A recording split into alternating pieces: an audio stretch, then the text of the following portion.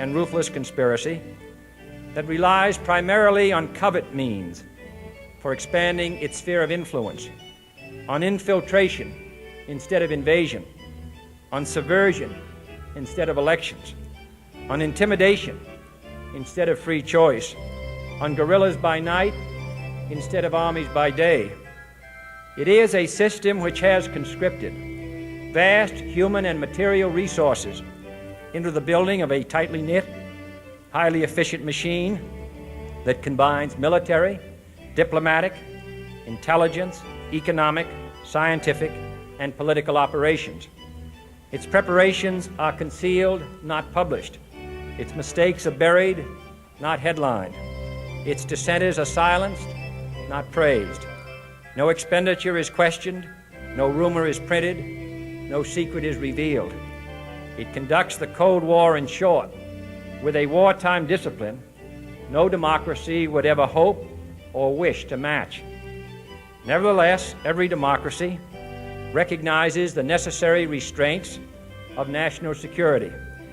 And the question remains whether those restraints need to be more strictly observed if we are to oppose this kind of attack as well as outright invasion. For the facts of the matter are that this nation's foes have openly boasted of acquiring through our newspapers information they would otherwise hire agents to acquire through theft, bribery, or espionage. That details of this nation's covert preparations to counter the enemy's covert operations have been available to every newspaper reader, friend and foe alike. That the size, the strength, the location, and the nature of our forces and weapons, and our plans and strategy for their use have all been pinpointed in the press and other news media to a degree sufficient to satisfy any foreign power, and that in at least one case, the publication of details concerning a secret mechanism whereby satellites were followed required its alteration at the expense of considerable time and money. The newspapers which printed these stories were loyal, patriotic, responsible, and well-meaning. Had we been engaged in open warfare, they undoubtedly would not have published such items. But in the absence of open warfare, they recognized only the tests of journalism and not the tests of national security.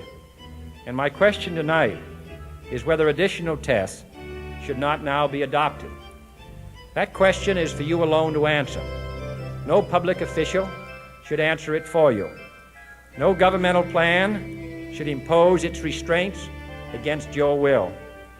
But I would be failing in my duty to the nation in considering all of the responsibilities that we now bear and all of the means at hand to meet those responsibilities if I did not commend this problem to your attention and urge its thoughtful consideration.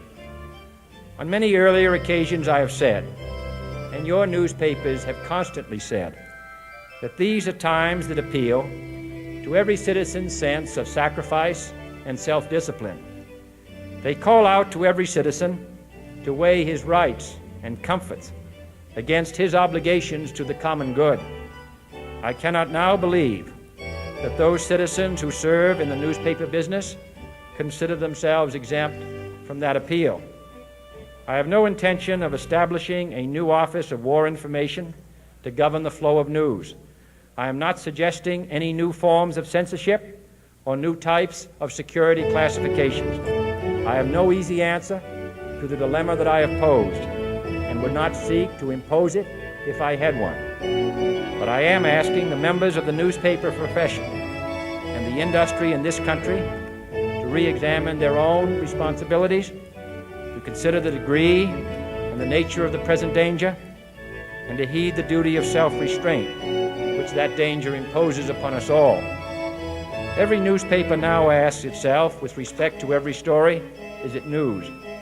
All I suggest is that you add the question, is it in the interest of national security? And I hope that every group in America, unions and businessmen and public officials at every level, will ask the same question of their endeavors and subject their actions to this same exacting test. And should the press of America consider and recommend the the voluntary assumption of specific new steps or machinery, I can assure you that we will cooperate wholeheartedly with those recommendations. Perhaps there will be no recommendations. Perhaps there is no answer to the dilemma faced by a free and open society in a cold and secret war. In times of peace, any discussion of this subject and any action that results are both painful and without precedent. But this is a time of peace and peril which knows no precedent in history. It is the unprecedented nature of this challenge that also gives rise to your second obligation, an obligation which I share, and that is our obligation to inform and alert the American people, to make certain that they possess all the facts that they need and understand them as well, the perils, the prospects, the purposes of our program, and the choices that we face. No president should fear public scrutiny of his program, for from that scrutiny comes understanding, and from that understanding comes support or opposition, and both are necessary. I am not asking your newspapers to support an administration, but I am asking your help in the tremendous task of informing and alerting the American people. For I have complete confidence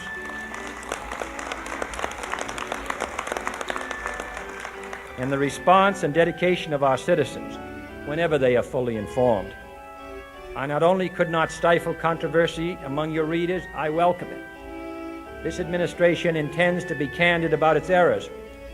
For as a wise man once said, an error doesn't become a mistake until you refuse to correct it. We intend to accept full responsibility for our errors, and we expect you to point them out when we miss them. Without debate, without criticism, no administration and no country can succeed, and no republic can survive. That is why the Athenian lawmaker Solon decreed it a crime for any citizen to shrink from controversy. And that is why our press was protected by the First Amendment, the only business in America specifically protected by the Constitution, not primarily to amuse and entertain, not to emphasize the trivial and the sentimental, not to simply give the public what it wants, but to inform, to arouse, to reflect, to state our dangers and our opportunities, to indicate our crises and our choices, to lead, mold, educate, and sometimes even anger public opinion. This means greater coverage and analysis of international news, for it is no longer far away and foreign, but close at hand and local. It means greater attention to improved understanding of the news, as well as improved transmission. And it means, finally, that government at all levels must meet its obligation to provide you with the fullest possible information outside the narrowest limits of national security, and we intend to do it. It was early in the 17th century that Francis Bacon remarked on three recent inventions already transforming the world: the compass, gunpowder, and the printing press. Now the links between the nations, first forged by the compass, have made us all citizens of the world, the hopes and threats of one becoming the hopes and threats of us all. In that one world's effort to live together, the evolution of gunpowder to its ultimate limit has warned mankind of the terrible consequences of failure.